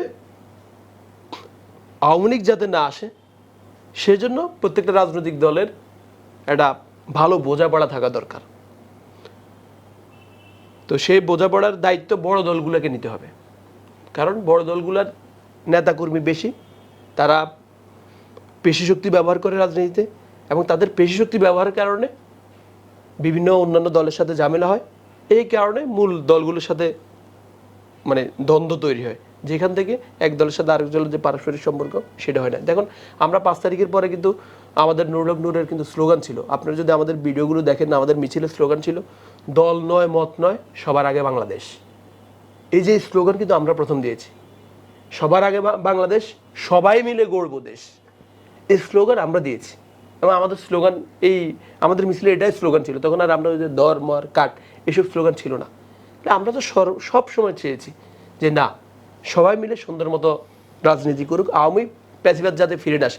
আপনি শুধু আওয়ামী লীগের ব্যাপারে তো যদি বলেন যে না আওয়ামী লীগ আবার ফিরে আসে কিনা, আওয়ামী লীগ আবার ফিরে আসে কেন, প্যাসিবাদ তো শুধু আওয়ামী লীগের সাথে সংশ্লিষ্ট না, প্যাসিবাদ তো আপনার আমার সাথে সংশ্লিষ্ট হইতে পারে। আপনার আমার চোখ খোলা রাখতে হবে যে প্যাসিবাদ যাতে ফিরে না আসে, সেটা আওয়ামী লীগ হোক বা যদু মানে অন্য অন্য কোনো দল হোক, এই ফ্যাসিবাদ যাতে ফিরে আসতে পারে সেই কারণে রাজনৈতিক দল এবং বাংলাদেশের যে 18 কোটি জনগণ আছে প্রত্যেকটা মানুষকে চোখ কান খোলা রাখতে হবে। আওয়ামী লীগ যে সময় ক্ষমতায় ছিল, বরাবরই জামাতের বিরুদ্ধে একটা বিষয় ছিল যে যুদ্ধ অপরাধী বা রাজাকার, এই বিয়েগুলো দিয়ে তাদের সর্বোচ্চ নেতাও কয়েকজনকে ফাঁসি দেওয়া হয়েছে। এখন নতুন করে আবার ধরেন বিএনপি সহ আরও কয়েকটা রাজনৈতিক দল সেই একই শব্দ বারবার ইউজ করছে, এবং এটা কিন্তু সর্বশেষে 5 আগস্টের পরে যেই রাজনীতি বা ওইখান থেকে কিন্তু জামাতের যে নেতা ছিল সেই নেতাকে খালাসও দেওয়া হয়েছে। তারপরে এই শব্দগুলো এখন পর্যন্ত রাজনৈতিক মাঠে ব্যাপক হারে চলছে। এই বিষয়টাকে আপনি আসলে কিভাবে দেখছেন? আওয়ামী লীগ ক্ষমতা আসার পর তাদের যে ফ্যাসিবাদী কায়েমের জন্য তারা প্রথম হাতিয়ার হিসেবে বেছে নিয়েছে কিন্তু 71-কে, এবং হাতিয়ার হিসেবে বেছে নিয়ে তারা প্রথম জামাতকে অ্যাটাক করেছে। যদি আপনি 10 সাল মানে 11 সালের দিকে তাকান, 12 সাল, তো সেই ক্ষেত্রে আওয়ামী লীগ প্রথম জামাতকে রাজাকার হিসেবে একটা পুরো দলকে ট্রিট করে জামাতের সর্বোচ্চ নেতাদেরকে গ্রেপ্তার করেছে। তো সে সময় জামাত কিন্তু বিএনপির সাথে সহযোগী 4 দলীয় ঐক্য জোটে তারা তখন দুঃখজনক হলো সত্য, বিএনপি কিন্তু কোনো প্রতিবাদ করে নাই। বিএনপি ভেবেছে জামাতকে ধরেছে, সমস্যা নাই, আমাদের কি। তো আওয়ামী লীগের যে রাজাকারের যে বিচার প্রক্রিয়া, এই বিচার প্রক্রিয়া নিয়ে দেশে এবং আন্তর্জাতিকভাবে কিন্তু অনেক প্রশ্নের সম্মুখীন হয়েছে তারা। এবং আল্লামা দেলাওয়ার হোসেন সাঈদীর মতো একজন লোককে তার বিরুদ্ধে যাদেরকে সাক্ষী হিসেবে আনা হয়েছে তারা কিন্তু তার পক্ষে সাক্ষী দিয়েছে, এবং তার বিরুদ্ধে সাক্ষী না দেওয়ার কারণে একজন হিন্দু সুখরঞ্জন বালি উনাকে কারাগারে এর সামনে থেকে কিন্তু উঠে নিয়ে গেছে। তো আওয়ামী লীগের যে বিচার প্রক্রিয়া, এটা নিয়ে আসলে আওয়ামী লীগের অনেক নেতাকর্মী সন্দিহান ছিল। এবং এই যে আওয়ামী লীগ যে রাজাকার ট্যাগ দিয়ে 2011, 12, 13 সালে জামাত নিধন করেছে, জামাতকে তারা সাইজ করেই কিন্তু তারপরে বিএনপিকে ধরেছে এবং বিএনপিকেও বলছে কি রাজাকারের সহযোগী। এটা কিন্তু এই 24 সালের আগ পর্যন্ত বিএনপিকে রাজাকারের সহযোগী। অথচ এই জামাত যদি রাজাকার হয়, জামাত ধরে নিলাম বিএনপি জামাত রাজাকার, তাহলে জামাতের যদি বিচার হয়, আওয়ামী লীগের কেন বিচার হবে না রাজাকার হিসেবে? বিএনপির কেন বিচার হবে না? আওয়ামী লীগ কি জামাতকে সাথে নিয়ে সরকার গঠন করে নাই? বিএনপি কি জামাতকে সাথে নিয়ে সরকার গঠন করে নাই? বিএনপির এখন যারা জামাতকে রাজাকার বলে, আমি আওয়ামী লীগের কথা বাদে দিলাম, এটা প্যাসিবাদের পতন হয়ে গেছে। বিএনপির জন্য যে এখন যারা রাজাকার বলছে, তা আপনারা রাজাকারের সাথে এতদিন সংসার কেন করেছেন? বিএনপিরও তো বিচার হওয়া উচিত। এই রাজাকারের সাথে এতদিন সংসার করেছেন, রাজাকারদেরকে মন্ত্রিত্বের মতো গুরুত্বপূর্ণ জায়গায় বসিয়েছেন। কে বসিয়েছে? বিএনপি বসায় নাই 2001 সালে। তাহলে এখন যদি রাজাকার বলে, তাহলে রাজাকার তো এটা বিচার হয়ে গেছে। তাহলে এখন স্বাভাবিকভাবে বিএনপির বিচার করতে হবে। এখন রাজাকারকে সুযোগ সুবিধা দিয়ে বিএনপি কেন প্রতিষ্ঠা করেছে এই দেশে? তাহলে বিএনপির বিচার করতে হবে। 5 তারিখের পরে আসলে এই শব্দগুলো এখন আমাদের উচ্চারণ করা উচিত না। কারণ 71 মীমাংসিত ইস্যু, 71 টেনে এখন আমাদের প্রায় 55, 56, 57 বছর পরে এই জাতিকে আসলে বিভক্ত করা উচিত না। কারণ 71-এ যে লোকটার বয়স 30 ছিল, এখন সেই লোকটার বয়স কত? 90। তাহলে রাজাকারদের সক্রিয়, আমাদের দেশের গড় আয়ু কত? সত্যিকার অর্থে রাজাকার যারা, তারা কিন্তু এখন বেঁচে নাই। তাহলে যাকে তাকে রাজাকার বলে এই যে জাতি, একটা জাতিকে বিবেচন করার, এটা একটা রাজনৈতিক নোংরা খেলার একটা অংশ। আমি মনে করি প্রত্যেক দলের যে কথাগুলো বললে এই জাতি বিভক্ত হয়, এই শব্দগুলো পরিহার করা উচিত। 71 বলে 71 চেতনা বিক্রি করে আওয়ামী লীগ 9 থেকে 24 পর্যন্ত বিনা ভোটের মাধ্যমে ক্ষমতা দখল করেছে। এই চেতনা যদি আবার বিক্রি শুরু হয় তাহলে তো মানে আওয়ামী লীগ আর বর্তমান কোনো পার্থক্য নাই। 71-কে 71-এর জায়গায় রাখা উচিত। এটা নিয়ে আসলে টানা হিসরা, এটা নিয়ে রাজনীতি, এটা নিয়ে ব্যবসা বন্ধ করা উচিত। এটা প্রত্যেক দলের। তাহলে 71-এর মর্যাদা থাকবে। যেমন আপনি দেখেন 5 তারিখের আন্দোলনে এই আওয়ামী লীগ 71 বলে শাপলা চত্বর ঘটাইছে। 71 বলে আমাদের বিডিআর বিদ্রোহ নামে আমাদের দেশপ্রেমিক সেনাবাহিনীদেরকে হত্যা করেছে। যে কোনো আকাম কুকাম করতো, তারা স্লোগান 71-এর দিত এবং 71 বলে তারা দিনের আলোতে মানুষ খুন করেছে। এই যে স্লোগান দিয়ে জয় বাংলা, 71-এর স্লোগান ছিল। এই জয় বাংলা বলে তারা নারী দর্শন করত। এই জয় বাংলা বলে তারা ওই যে হিন্দু ছেলে তাকেও শিবির বলে দিনের আলোতে কুপিয়ে বিশ্বজিৎকে হত্যা করেছে। এই যে জয় বাংলা বলে তারা স্লোগান দিয়ে আবরার ফাহাদের মতো বোর্ডের একটা মেধাবী শিক্ষার্থীকে মেরে ডিরেক্ট খুন করে ফেলেছে। এই যে জয় বাংলাটা, এটা তো হওয়া দরকার ছিল এটা আমাদের জাতীয় স্লোগান। এই স্লোগান নিয়ে তো আসলে ব্যবসা করা উচিত হয় নাই। এবং এই জয় বাংলাকে ব্যবসায়িক একটা স্লোগান দিয়ে আওয়ামী লীগ এমন এক পর্যায়ে গেছে, এখন দেখেন জয় বাংলা যদি কেউ স্লোগান দেয়, সাধারণ মানুষের জুতা নিয়ে দৌড়ানো শুরু করে, মনে করে আওয়ামী লীগ আসছে। এটা তো দরকার ছিল না। এবং 5 তারিখে যে রাজাকার, আপনি একটু আগে বলছেন যে রাজাকার বলে 5 তারিখের আন্দোলনে তো মানুষ এমনভাবে নিছে যে 71-কে আওয়ামী লীগ এত পচিয়েছে, মুক্তিযুদ্ধের চেতনাকে এত নিচে, যার কারণে সারা দেশের মানুষ আমি কে তুমি কে, রাজাকার এই কথা বলার মতো মানে সারা দেশের স্লোগান উঠেছে।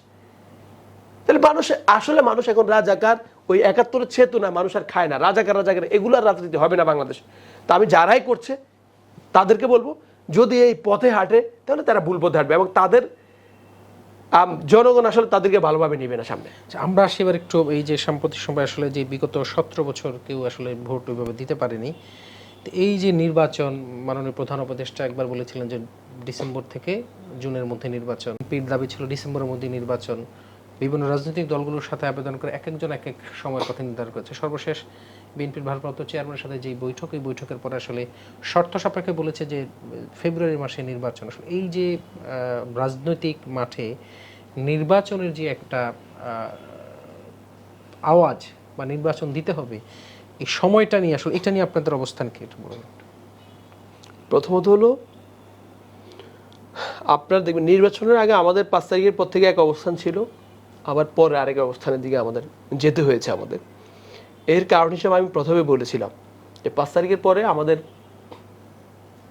লক্ষ্য এবং উদ্দেশ্য ছিল আমরা ভেবেছিলাম প্যাসিবাদের পতন হয়েছে, 5 তারিখের পর ইউনিট সরকার এসেছে এবং যারা এখানে উপদেষ্টা প্যানেলে আছে তারা নিরপেক্ষ থাকবে, তারা সংস্কার করবে, আওয়ামী লীগের বিচার করবে এবং দেশকে যারা এতদিন 17 বছর কালো টাকা পাচার করেছে, যারা বিভিন্ন গুম খুনের সাথে জড়িত, প্রত্যেকের বিচার করবে, যারা বিনা ভোটের নির্বাচনের আয়োজন করেছে, যারা এমপি মন্ত্রী হয়েছে বিনা ভোটে তাদের বিচার করবে, যারা গণহত্যার সাথে জড়িত, যারা শাপলা চত্বর ঘটিয়েছে, শাপলা হত্যাকাণ্ডের সাথে জড়িত, যারা বিডিআর বিদ্রোহ ঘটিয়েছে তাদের বিচার করবে। আমরা এই প্রশ্নে আমরা বলেছিলাম, আমাদের বক্তব্য ছিল যে সংস্কার করতে যতদিন লাগে সংস্কারের পরে নির্বাচন। কিন্তু আমরা যখন দেখেছি যে 8, 9, 10 মাসেও আওয়ামী লীগের বিচারের কোনো নাম গন্ধ আমরা দেখছি না, যখন আমরা দেখেছি আওয়ামী লীগের প্রায় 300 জন তো একদম নির্বাচিত সংসদ সদস্য ছিল, নির্বাচিত বলতে কি বিনা ভোটের, কয়জনকে গ্রেপ্তার করা হয়েছে আমরা দেখেছি? কাউকে আসলে গ্রেপ্তার, শেখ পরিবারের একজনকে গ্রেপ্তার করা হয় না।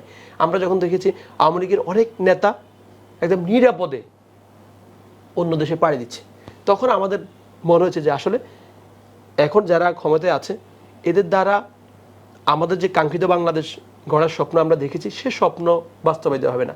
যার কারণে তখন আমরা আমাদের বক্তব্য পরিবর্তন করি যে না, একটা নির্বাচিত সরকার দরকার। যেহেতু এই সরকার পারছে না, যদি এই সরকার আমাদের জনগণের আকাঙ্ক্ষার আলোকে যদি দেশ পরিচালনা করতে পারত, যদি গণহত্যার বিচার মানুষ দেখতো, তাহলে আমরা বলতাম না সরকার আরও থাকুক। যার কারণে আমরা এরপরে বলছি না, যেহেতু তারা পারছে না তাহলে নির্বাচন দিয়ে দেন, পরবর্তী সরকার যদি না পারে জনগণ তাদেরকে চাইবে না, প্রত্যাখ্যান করবে। এই কারণে আমরা বলেছি যে নির্বাচন একটা রোডম্যাপ দিয়ে দেওয়ার জন্য। আমরা যতবারে বলেছি নির্বাচনের রোডম্যাপ, সাথে সাথে আমরা বলেছি সংস্কারের সাথে, আর সংস্কার আর নির্বাচন তো মানে একসাথে চলতে পারে।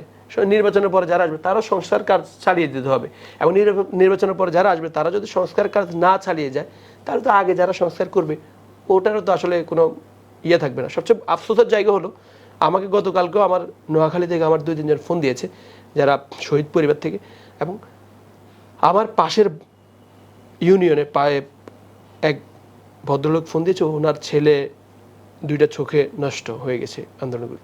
তো এখন পর্যন্ত প্রপার ট্রিটমেন্টটা তারা পাচ্ছে না, ট্রিটমেন্ট পাচ্ছে না, সরকারের সহায়তা পাচ্ছে না। তো এই সরকার তো আসলে এই যারা আহত নিহত হয়েছে, যারা রক্ত দিয়েছে তাদের ফসল, এখন তারাই যদি আহতরা যদি সুস্বাস্থ্য নিশ্চিত না করতে পারে, নিহতদের যদি সঠিক ক্ষতিপূরণ না করতে পারে, ক্ষতিপূরণ না দিতে পারে, তাহলে আসলে আমরা যারা রাজনৈতিক সচেতন, যারা রাজনীতি করি, তারা কেন চোখ বন্ধ করে এই সরকারকে সমর্থন দেব? অন্য সাধারণ জনগণ যারা রাজনৈতিকভাবে সচেতন না, রাজনীতি করে, তারা চোখ বন্ধ করে সমর্থন দিতে পারে যে না, এই সরকার থাকুক। কিন্তু যারা রাজনৈতিক সচেতন মানুষ তারা কখনোই চোখ বন্ধ করে এই কথা বলবে না যে না, আজীবন থাকুক। এখানে আমরা বলছি যেহেতু নির্বাচনের সংস্কার যত দ্রুত সম্ভব আওয়ামী লীগের বিচার করে নির্বাচন দিয়ে দেখ। নির্বাচন আমাদের দাবি ছিল যত দ্রুত সম্ভব, সেক্ষেত্রে ডিসেম্বর হতে পারে বা জানুয়ারি ফেব্রুয়ারি, আমরা বলছি জানুয়ারি ফেব্রুয়ারিতে দেওয়ার জন্য। এখন যেহেতু ইউনূস সাহেবের মতো একজন সম্মানিত লোকের আসলে এই জায়গায় একটা বিন্দুতে তার অনড় থাকা উচিত ছিল।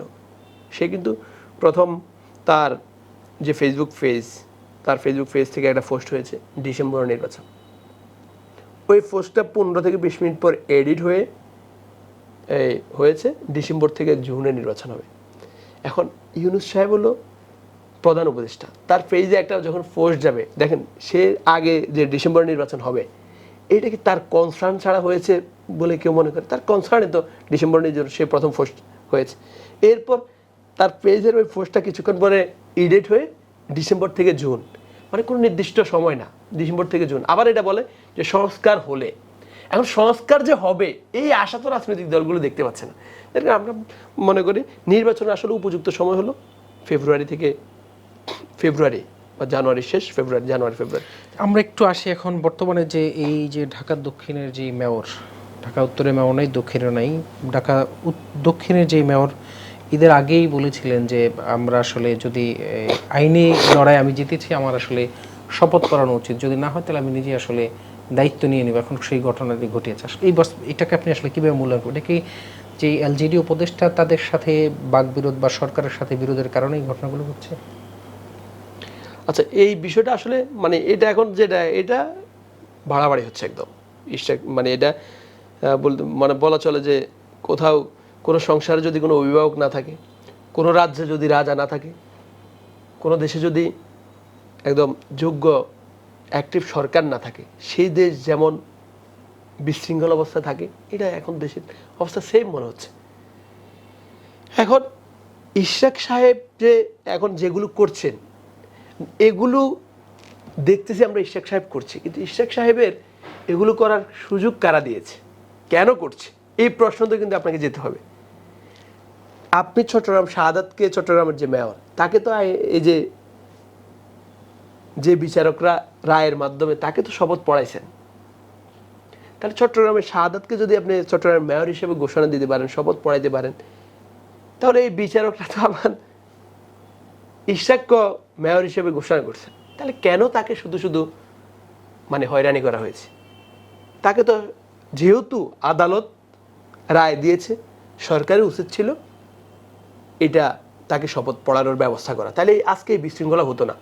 অথবা তারা না পড়াইলে হইতো যদি তারা চট্টগ্রামের মেয়রকে শপথ না পড়াইতো, যে নির্বাচন যেটা হয়েছে অবৈধ নির্বাচন, এই নির্বাচন বাতিল, আমরা সামনে নির্বাচন দিব, হ্যাঁ এখন আপাতত প্রশাসক নিয়োগ দিয়ে দিচ্ছে, অথবা তাদের দরকার ছিল অতি দ্রুত সিটি কর্পোরেশন নিয়োগ দিয়ে দেয়, নির্বাচন দিয়ে দেয়। নির্বাচন দিয়ে দিলে তো আর এই ঝামেলাগুলো হতো না, নির্বাচনের মাধ্যমে যারাই উঠে আসে।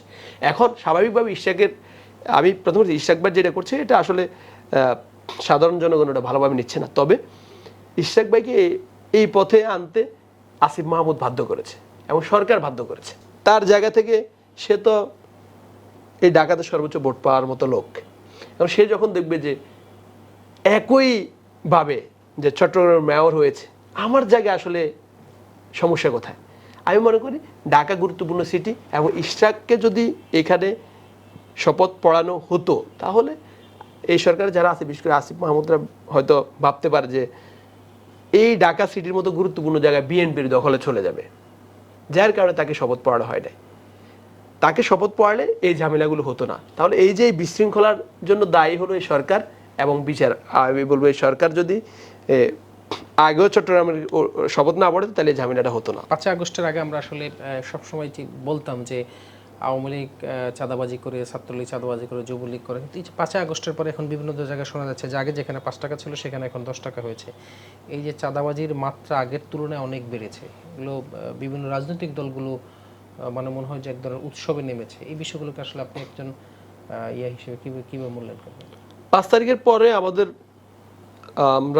আমাদের প্রত্যেকটা মিছিলে আমাদের স্লোগান ছিল গণ অধিকার পরিষদের ঘোষণা চাঁদাবাজি চলবে না, গণ অধিকার পরিষদের ঘোষণা দখলবাজি চলবে না, নৈরাজ্য চলবে না।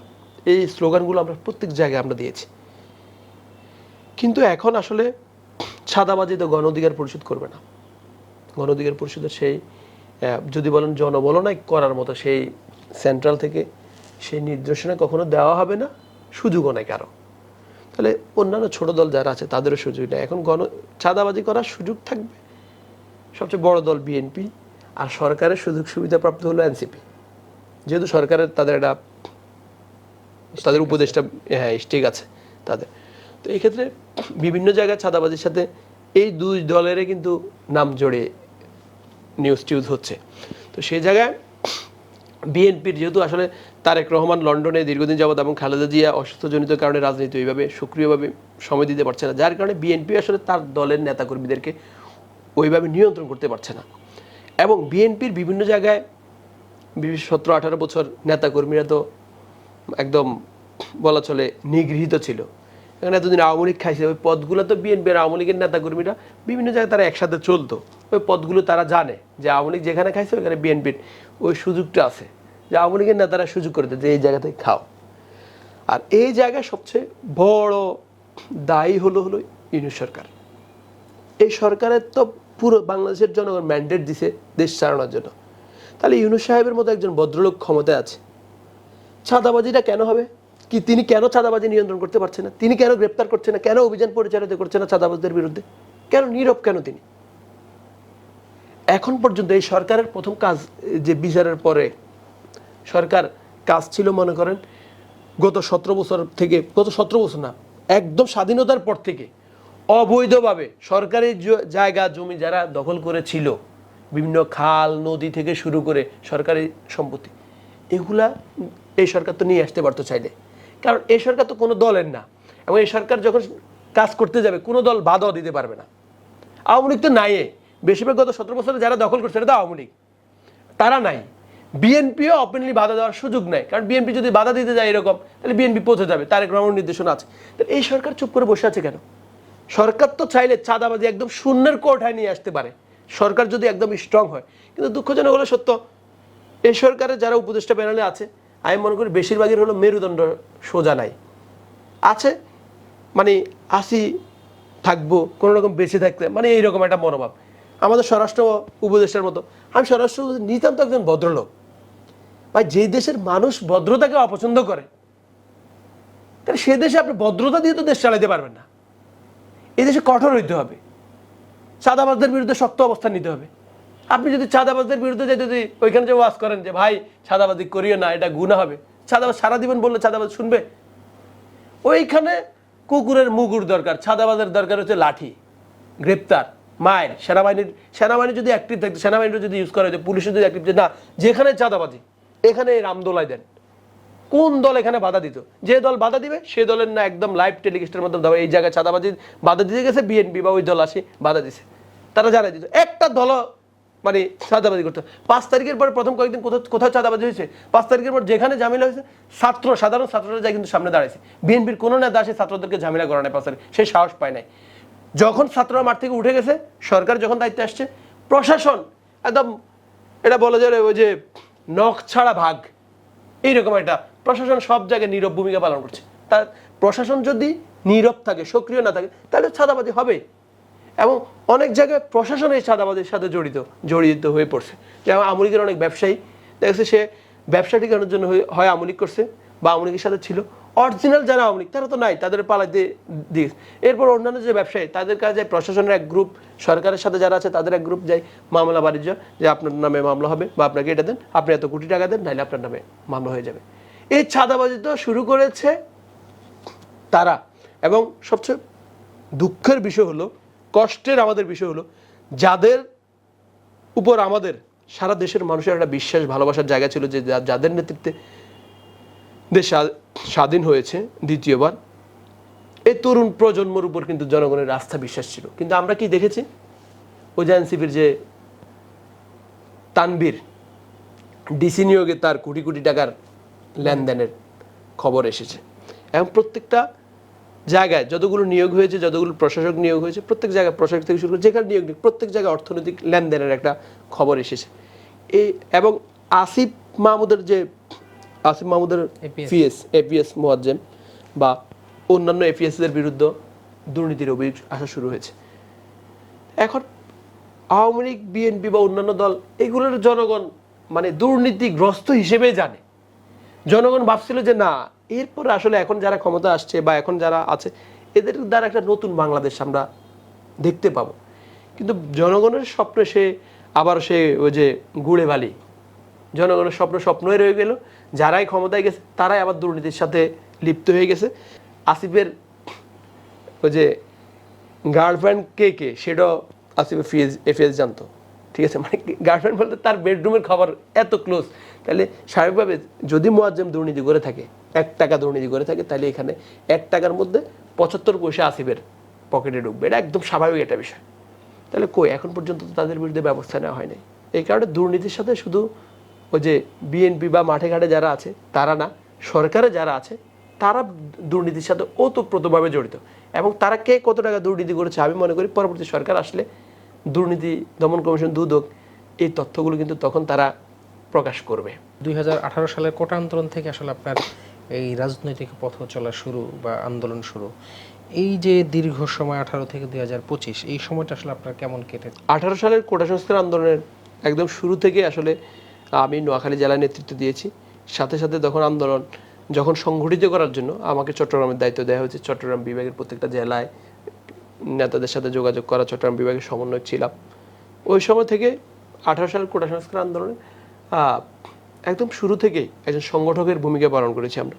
তো 18 সালের কোটা সংস্কার আন্দোলনের প্রথমে যেমন ছাত্রলীগ আমাদেরকে সাপোর্ট দিয়েছে, কিন্তু ছাত্রলীগের অনেকে কিন্তু কোটার কারণে চাকরি পাইতো না। তো নোয়াখালীতেও আমাদের ছাত্রলীগরা সাপোর্ট দিয়েছে। একটা নির্দিষ্ট সময় যখন আসে দেখে এই আন্দোলন মানে সরকারের কন্ট্রোলের বাইরে চলে যাচ্ছে, তখন কিন্তু ছাত্রলীগ আমাদেরকে নিষেধ করা শুরু করেছে, এবং নিষেধ না শোনার কারণে বিভিন্ন জায়গায় আমাদের হামলা মামলা শুরু হয়েছে। তা আমাদের নোয়াখালীতে আমাকে 7 বার ছাত্রলীগ বিভিন্ন জায়গা থেকে তুলে নিয়ে বিভিন্ন জায়গায় মারধর করেছে, বিভিন্ন রুমে মারধর করে থানায় প্রথম ছাত্রলীগ মারধর করেছে, এরপর থানায় দিয়েছে। থানায় আমার দ্বিতীয় ধাপে মারধর করেছে থানায়। এই 7 বারে এই থানায় মারধর করা হয়েছে। সবচেয়ে ভয়ঙ্করভাবে আমাকে 21 সালে একবার, তখন আমার একটা ছোট বাচ্চা হয়েছে, একদম 1-1.5 মাস হয়েছে এইরকম এটা। তা আমি আমার বাসা চেঞ্জ করব, বাসা চেঞ্জ করার জন্য বাসা খুঁজতেছি। আমার একটা ছোট ভাই ছাত্রলীগের পরিষদ ছিল আমাদের সাথে, তাকে বাইকে করে আমি আমার নোয়াখালীতে বাসা দেখতেছি। হঠাৎ করে যে তখন তৎকালীন জেলা ছাত্রলীগের সভাপতি আসাদুজ্জামান আরমান, সে সহ কয়েকজন আমার সামনে আমার বাইকের গতিরোধ করে আমাকে একটা নির্জন বাড়িতে নিয়ে যায়, এবং দুপুর 12:30 থেকে সন্ধ্যা পর্যন্ত ওই বাড়িতে প্রচণ্ড রকম টর্চার করে আমাকে বিশেষ করে, যে আন্দোলনে যাতে বাদ দিয়ে দেয়, এবং অস্ত্র নিয়ে যে এখন খুন করে পাশে একটা পুকুর ছিল, এখানে বললে এখানে ফেলে দিবে। তো আসলে আমি কোনো প্রোগ্রাম বলছি না ভাই, আন্দোলন মানে আমার মুখ দিয়ে আন্দোলন আমি বন্ধ করে দিবে, এই কথাটা তারা বের করতে পারে নাই, বা এই পথ থেকে আমি বেরিয়ে যাই। তখন সে এই আসাদুজ্জামান আরমান আরও ছাত্রলীগের কয়েকজন দিয়ে আমাকে থানায় পাঠিয়ে দিয়েছে। থানায় পাঠিয়ে দেওয়ার পরে ওসি ছিল নবীর হোসেন নামে একজন ওসি। ওই ওসির সাথে তার আগের মাসে আমাদের একটা ঝামেলা হয়েছে আবরার ফাহাদ যে হত্যাকাণ্ড হয়েছে বুয়েটে, আবরার ফাহাদ হত্যাকাণ্ডের প্রতিবাদে নোয়াখালীতে আমরা একটা বিক্ষোভ মিছিলের ডাক দিয়েছি, মানববন্ধনের ডাক দিয়েছি। ওই মানববন্ধনে এসে আবরার ফাহাদকে কি নির্মমভাবে হত্যা করা হয়েছে এটা পুরো দেশ জানে। আমরা আবরার ফাহাদের হত্যাকাণ্ডের প্রতিবাদে নোয়াখালীতে মানববন্ধন ডাক দিয়েছি। সেখানে ওসি নবীর প্রথম পুলিশ এসে আমাদেরকে বাধা দিয়েছে, আমরা বলছি না আমরা প্রোগ্রাম করব। আমরা যখন শুনছিলাম না, তখন ওসি নবীর এসে সাংবাদিকদের সামনে আমাদেরকে চরমভাবে মারধর করেছে। এখন সে যে মারধর করেছে, সাংবাদিকরা নিউজ করেছে, ভিডিও করেছে, তখন ওসি নবীর বিরুদ্ধে ওই যে প্রত্যেকটা মিডিয়াতে নিউজ হয়েছে যে আবরার ফাহাদ হত্যাকাণ্ডের মানববন্ধনে নোয়াখালীতে হামলা। এই যে তার একটা ক্ষোভ ছিল, 1 মাস পরে ছাত্রলীগ মেয়েরা আমাকে যখন আবার থানায় নিয়েছে, তো ওই ক্ষোভটা সে থানা আমাকে একা পেয়ে একটা রুমে ওই যে কাস্টডিতে নিয়ে সে আমারে মানে ফালাই বুকের উপর তার বুটটা দিয়ে বলছে, মানে একটা ব্যাড ল্যাঙ্গুয়েজ ইউজ করে, বেটা তোর এত বড় সাহস, সবসময় সরকারের বিরুদ্ধে সোচ্চার মানে আন্দোলন সংগ্রামে নেতৃত্ব দেওয়া লাগে, তোর যে কোনো কিছু ফেসবুকে পোস্ট করা লাগে, সব বিষয়ে রাজপথে নামা লাগবে তোদের, মানে এত সাহস তোর কোত্থেকে আসে, তোরা আসলে শেল্টার দেয় কে তোদেরকে? তো এগুলো বলে চরমভাবে ওই দিন আমার মারধর করেছে। এখন আমার মেরুদণ্ডটা, এখন আমি যখন সেজদা যাই মেরুদণ্ড কিন্তু আমার মানে মাঝে মাঝে ব্যথায় হয়ে ওঠে। তো ওই দিন একটা লাঠি দিয়ে মারতে সে আমার ওই লাঠিটা ভেঙে ফেলছে, এবং কয়েক ধাপে, সে শুধু এক ধাপে না, যে সে নিজে মেরে সে ক্লান্ত হয়ে যায়, পরে কিছুক্ষণ পরে সে আবার মারে। মানে এইভাবে ওই দিন ওসি নবীর, মানে আমি আসলে কল্পনাও করি নাই যে আমি আসলে ওই দিন জীবিত ফিরতে পারবো। যাক আল্লাহর রহমতে ওই দিন অনেকের দোয়া, অনেক জায়গা থেকে ফোন দিয়েছে। আমাদের নূর ওই দিন রাতে 12টায় লাইভে এসে প্রোগ্রাম দিয়েছে, যদি আজকে রাতের মধ্যে ছাড়া না হয় আগামীকালকে সকাল 10টায় আমরা স্বরাষ্ট্র মন্ত্রণালয় ঘেরাও দেব, যদি রাতের মধ্যে আব্দুল জাহারকে ছাড়া না হয়। ওই কর্মসূচি স্বরাষ্ট্র মন্ত্রণালয় ঘেরাও কর্মসূচি দেওয়া হয়েছে ওই দিন, এবং সারা দেশে অনেকেই এইটার প্রতিবাদ করেছে। এবং এই যে এই প্রোগ্রামের প্রতিবাদে আসিফ মাহমুদ আজকে উপদেষ্টা, তারাও কিন্তু এই প্রতিবাদ মিছিল করেছে আমার বিরুদ্ধে যে আন্দোলন সংগ্রাম হয়েছে। তো ওইটার পরে একটাই আমাকে কোন কারণে ছেড়েছে আমি জানি না, আমি জানি আমাকে চালান দিবে, ওই দিন ছেড়ে দিতে। পরে আমি দীর্ঘদিন হসপিটালে ছিলাম। আমার পরের দিন হলো আমার ভাইয়ের বিয়ে, আমার মেজো ভাই আমার ইমিডিয়েট বড়, আমি মেজো ভাইয়ের আগে বিয়ে করেছি। তা আমার মেজো ভাইয়ের বিয়ে পরের দিন ওই পুরো আমার ওই ঘটনার কারণে আমার ওই ভাইয়ের বিয়ের যে অনুষ্ঠান সেটা পুরোটা পণ্ড হয়ে গেছে। আর স্বাভাবিকভাবে পরিবারের একটা ছেলে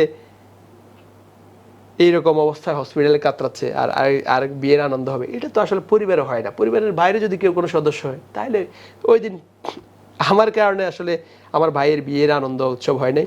তো এইভাবে আসলে প্রত্যেক সময়ে বিভিন্ন সময় আওয়ামী লীগ ছাত্রলীগ যখন যেখানে পাইছে এভাবে মানে আমাদেরকে আসলে এক প্রকার কুকুর বিড়ালের মতো আচরণ করতো। কোথাও পাইলেই হয়তো ট্রিট করতো, নাহলে যাই মানে আমার 2টা কানের পর্দায় কিন্তু 4বার পেটেছে। হ্যাঁ, যেখানে মারধর করে কানের পর্দা টর্দা ভাড়া দিত, এই অবস্থা করতো। তো 5 তারিখের আর এই যে বিগত আন্দোলনে যখন ছিলাম তখন স্বাভাবিকভাবে আমি তো একটা রাজনৈতিক দলের সাথে জড়িত। আর এই আন্দোলনে যারা নেতৃত্ব দিয়েছিল প্রথম অবস্থায় তারা ছাত্র, আমার তো ছাত্র তো নাই। তো এই আন্দোলনে আসলে প্রথম থেকে ছাত্রদের না থাকার কারণে ঢাকা বিশ্ববিদ্যালয়ে যাইতাম, পিছনে থাকতাম। আমার অনেকগুলো লাইভ আছে, আমার কয়েকটা অন্যান্য পেজ দিয়ে লাইভও করেছি ঢাকা বিশ্ববিদ্যালয়ের আন্দোলনগুলোতে। পিছন থেকে ছিলাম, একদম প্রত্যেকটা আন্দোলন ছিলাম। যাত্রাবাড়িতে যে প্রথম যেদিন আন্দোলন যাত্রাবাড়িতে হয় তখন ঢাকা বিশ্ববিদ্যালয় থেকে আমরা গিয়ে দেখছি, আমি আমার একটা বাইক নিয়ে ফ্লাইওভার দিয়ে নেমে দেখতেছি যে 8 থেকে 10 জন ছেলে হবে কাজলা ব্রিজের নিচে তখন গাড়ি আটকানোর প্রিপারেশন নিচ্ছে। ওইখানে পুলিশ টুলিশ কিছু আছে। তখন আমার সাথে ছিল আমাদের উচ্চতর পরিষদের আরেকজন যে অর্থ কমিটির দায়িত্ব আছে শহীদুল ইসলাম ফাহিম, সে পিছনে ছিল। তো আমি তার বললাম যে নাম আমরা দেখি কি পরিস্থিতি, এখানে কি হচ্ছে আসলে, ছাত্রলীগ কিনা বা কারা এখানে কি। তো দাঁড়ালাম, দেখলাম না আরও কিছু ছেলেবেলে আসতেছে। যে তখন দেখলাম এটা কোটার পক্ষে মানে বিপক্ষে স্লোগান দিচ্ছে, যে মানে ছাত্র আন্দোলনের পক্ষে স্লোগান দিচ্ছে। তখন আমরাও এখানে যাই। হঠাৎ করে মানে যখন গাড়ি আটকানো শুরু করেছে তখন পুলিশ টিয়ারশেল নিক্ষেপ করা শুরু করেছে। এই প্রথম দিন অল্প কিছু লোক ছিল, তো ওই টিয়ারশেলের আঘাতে কিন্তু ওই দিনও আমি আহত হয়েছি। এবং আমার ফেসবুকে এখনও যদি যান ওই দিনের তারিখ সহ ওই দিনের আহত ছবি টবি সব আছে। তো ওর পর থেকে যাত্রাবাড়িতে যত আন্দোলন হয়েছে কিন্তু প্রথম দিন থেকে প্রত্যেকটা আন্দোলনে আমি রায়েরবাগ আমার বাসা, এবং আমার বাসা থেকে মেইন রোড দেখা যায়। প্রত্যেকটা দিন একদম প্রথম থেকে রাত সারা রাত অনেক সময় আন্দোলনে ছিলাম। বাসায় রাখতাম মোবাইল, থাকতাম আরেক জায়গায়। অনেক সময় বাইক নিয়ে আমার ছোটো বড় একটা ক্যান্টনমেন্টে আছে, তো ওই ক্যান্টনমেন্টের বাসায় চলে যেতাম, মোবাইল থাকতো বাসায়।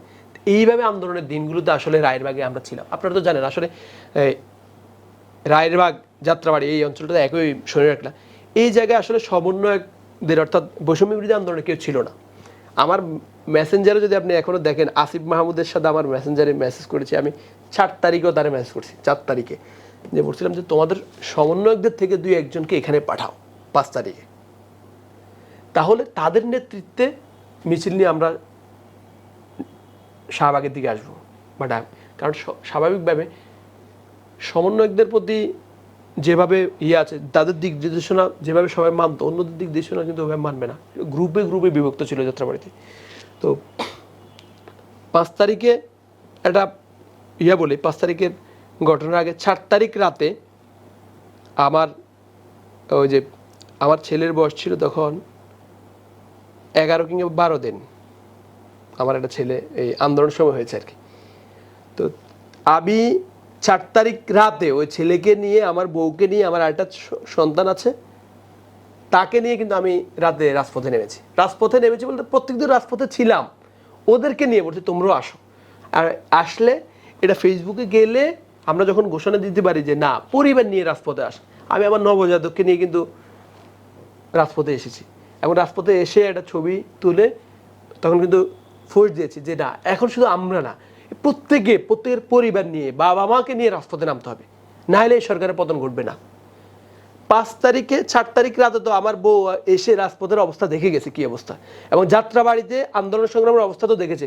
আমরা ওয়াইফ তো দেখতো যে কিভাবে হেলিকপ্টার দিয়ে গুলি করা হয়েছে। তারা তো ওপেন, আমার বাসা যেহেতু 6 তলায়, সব প্রত্যেক রাস্তাও দেখা যায়, এবং সেনা ওই যে র্যাব যে গুলি করছে এগুলো তারা দেখতো। যে কারণে আগে যতটা আমার ওয়াইফ আমাকে আন্দোলনে যাইতে দিত, 5 তারিখ সকালবেলা যখন আমি রেডি হচ্ছিলাম তখন আমার ওয়াইফ এসে আমার একদম পায়ের মধ্যে পড়ছে, একদম পায়ে এসে এইভাবে দৌড়ায় যে তুমি আজকে যাও না, তুমি গেলে আমাদের কি হবে, তোমার এই ছোটো বাচ্চা নিয়ে আমি কী করবো। তো 5 তারিখে আসলে আমার ঘটনা এখন এইটা, আমি যতদিন জীবিত থাকবো আমার মনে এটা সারাদিন দিক দাগটা কেটে থাকবে। আমি তখন কতক্ষণ চুপ করে থেকে আমার বউকে এটা বলেছিলাম যে দেখো আমি যদি এখন না যাই, বা আমার মতো যদি এইভাবে প্রত্যেক প্রতিবাদী জনতাকে যদি তার পরিবার ধরে রাখে, এই সরকারের পতন ঘটবে না। এই সরকারের পতনের একদম শেষ পর্যায়ে চলে গেছে। এখন যদি আমাকে ধরে রাখো, এমন একদিন আসবে তোমার সামনে এসে ঘরের ভিতরে এসে আমাকে গুলি করে মেরে ফেলবে আওয়ামী লীগের লোকজন, তখন তুমি কি করবে? তুমি কি এই দৃশ্য দেখতে চাও, নাকি আমাকে এখন রাজপথে যাইতে দিবে? আমি যদি মরে কিছু হয় তাহলে আমি রাজপথে মরবো, আফসোস থাকবে না। কিন্তু আমাকে যদি না যেতে দাও, আওয়ামী লীগ যদি থাকে, কোনোদিন যদি তোমার সামনে যদি আমাকে মারে, সেদিন এই দৃশ্য তোমার জন্য কঠিন হবে না? এই দৃশ্য এখন আমাকে যেতে দিবা, এই দৃশ্য কঠিন হবে। এটা শোনার পর আমার বউ চোখ দিয়ে পানি ফেলে আমাকে বলছে, আচ্ছা ঠিক আছে যাও, একটু সাবধানে থেকো, নিজের দিকে খেয়াল রাখো। তা আমি তখন এবং এটা বলছে যে দোয়া করি বিজয় নিয়ে ফিরে এসো, মানে ঠিক এইভাবে বলছে, দোয়া করি বিজয় নিয়ে ফিরে এসো। কথাগুলো এখন মানে এখন শুনতে একরকম লাগবে, কারণ এখনের বাস্তবতা 5 তারিখের বাস্তবতা ভিন্ন। 5 তারিখের এই বাস্তবতা, এই কথাগুলো কতটুকু হৃদয় বিদারক, কতটুকু যে হৃদয়কে নাড়া দিছে, তখন শুধু আমি দেখেছি। তো আমি 5 তারিখে যখন সরকার পতন হয়েছে, তখন যাত্রাবাড়িতে ওই মিছিল নিয়ে, কিন্তু এই মিছিল নিয়ে 5 তারিখের প্রথম যে মিছিলের সামনে মিছিল নিয়ে কিন্তু আমরা একদম প্রধানমন্ত্রীর যে বাসভবন, যেটা প্রধানমন্ত্রী যেখানে থাকতো, ওটা পর্যন্ত আসে। এবং আমি প্রথম আমার ওয়াইফকে ফোন দিয়ে বলেছিলাম যে তোমার কথা কিন্তু রেখেছি, বিজয় নিয়ে কিন্তু ফিরে আসবো, বিজয় কিন্তু হয়ে গেছে আলহামদুলিল্লাহ। তো এই আন্দোলনের দিনগুলো এরকম ছিল, আসলে বাসায় কখনো ছিলাম না, প্রত্যেক দিন এক এক দিন এক এক জায়গায় ছিলাম। আর যখন প্রথম কারফিউ জারি করে, তখন আমাদের জন্য রিস্কি হয়ে গেছে, কারণ এই আন্দোলনে, যাত্রাবাড়ি আন্দোলনে, আমি আপনার এটা তো যেহেতু রেকর্ড হবে, আমি চ্যালেঞ্জ দিয়ে বলতে পারবো, যাত্রাবাড়ি আন্দোলনে আমি আব্দুল জাহেরের চেয়ে দ্বিতীয় একজন ব্যক্তিকেও পাওয়া যাবে না, একজন সিঙ্গেল, যে ফেসবুকে সবচেয়ে বেশি লাইভ পোস্ট করেছে আন্দোলন চলাকালীন। এবং আমাকে অনেকে হেনস্থা করেছে তখন, যে না লাইভ করা যাবে না, ছবি তোলা যাবে না এই আন্দোলনে আসলে। এখন যদি ছবি তুলি তাহলে এগুলো শেখ হাসিনা ধরে ধরে আমাদেরকে পরে জেলে পড়বে। অনেকের কাছে আমি এককভাবে অনেক সময় মানে একটা যুদ্ধবস্থা আমি বলছি, আমরা যদি লাইভ না করি, যদি ছবি তুলি না, তাহলে জনগণ কিভাবে এই আন্দোলন দেখবে? তাহলে জনগণ যদি না দেখে, সরকার সবকিছু বন্ধ করে রাখছে, যাত্রাবাড়ির আন্দোলনে কোনো টিভি মিডিয়া তো দেখাচ্ছে না, যদি লাইভের মাধ্যমে যদি না দেখাইতে পারি, তাহলে জনগণ কিভাবে স্বতঃস্ফূর্ত হয়ে আবার রাজপথে নামবে? ভাই আপনাদের যদি ভয় থাকে তাহলে আপনারা পিছিয়ে যান, যাদের সামনে থাকবে তারা সামনে থাকবে, কিন্তু এটা লাইভ করতে হবে, এটা ফেসবুকে প্রচার করতে হবে। আপনি আমার রাত 3টাও আমার ফেসবুকে লাইভ, এখন তো ফেসবুক আছে, ফেসবুকে লাইভ আছে, 2টাও লাইভ আছে, 4টাও রাতে লাইভ আছে, প্রত্যেকটা দিনের আপডেট আমার এখানে ফেসবুকে আছে। আমি বলছি দ্বিতীয় একজন লোক পাওয়া যাবে না এই অঞ্চলে আমার চেয়ে বেশি ফেসবুকে যে অ্যাক্টিভিটি ছিল। কারণ প্রত্যেকে তখন মনে করতো যে আমরা যখন যে সরকার পতনের যে হাসিনা যে পালায় যাবে, এটা কিন্তু কেউ বিশ্বাস করতো না। সবাই ভাবছে হ্যাঁ আন্দোলনটা হয়তো একটা দীর্ঘায়িত এক সময় হবে এবং হাসিনা থাকবে, পরে লাইভ ভিডিও দেখে দেখে হাসিনা ধরবে। যদি হাসিনা যদি থেকে যেত, যাত্রাবাড়িতে টপ লিস্টের যদি কারো নাম থাকতো, আমাদের মতো 2-1 জনের নাম থাকতো, কারণ আমাদের সব কিছু লাইভ, ওপেন লাইভ আমাদের ইয়েতে ছিল। এই কারণে কিন্তু আমরা তো এখন সেই দাবিদার আমরা বলছি না। এই যে যদি এই আন্দোলনকে, এই চেতনাকে বিক্রি করে যদি কেউ খেতে পারতো, তাহলে সর্বোচ্চ মানে বাজারে সর্বোচ্চ বিক্রেতা আমরা হতাম। 71কে আওয়ামী লীগ যেমন 71-এর চেতনা বিক্রি করতে করতে, যেমন 71কে এই জাতির অনেকের কাছে একটা এই চেতনার ঘৃণার মতো পরিণত হয়েছে, 24-এ একসময় ঘৃণার মতো পরিণত হবে।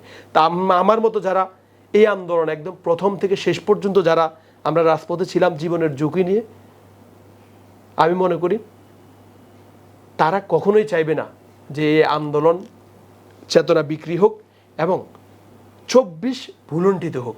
আমরা মনে করি 71-এর চেতনার সাথে সাথে 24-এর যে চেতনা, প্যাসিবাদ বিরোধী চেতনা, এই চেতনা আমাদের বাংলাদেশের 18 কোটি মানুষের বুকে লালিত হওয়া উচিত।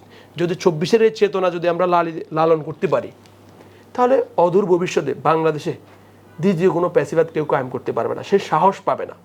এই যাতে বাংলাদেশে প্যাসিবাদ যাতে না কায়েম হয়, সেই কারণে আমাদেরকে 24-এর চেতনাকে জাগ্রত রাখতে হবে, এটাকে লালিত করতে হবে এবং একক কোনো গোষ্ঠীকে এই চেতনার ধারক বাহক যাতে না হয়, একক কোনো গোষ্ঠী যাতে দাবিদার না হয়, সেই দিকে আমাদের খেয়াল রাখতে হবে। এতক্ষণ সময় দেওয়ার জন্য আপনাকে ধন্যবাদ। আপনাকেও ধন্যবাদ।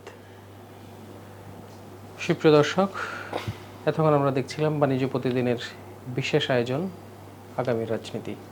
আমরা এই অনুষ্ঠানে আলোচনা করে থাকি রাজনৈতিক বর্তমান অবস্থা এবং আসলে আগামীতে বাংলাদেশে কেমন রাজনীতি দেখতে চাই সেই বিষয়গুলো নিয়ে। আজকে আমাদের অতিথি হিসাবে উপস্থিত ছিলেন গণ অধিকার পরিষদের উচ্চতর পরিষদের সদস্য আব্দুল জাহের। এতক্ষণ আমাদের সাথে থাকার জন্য ধন্যবাদ। যারা দেখছেন এবং আগামীতে দেখবেন, সবার সুস্থতা কামনা করে আজকে এই মতো এখানেই বিদায় নিচ্ছি। আল্লাহ হাফেজ।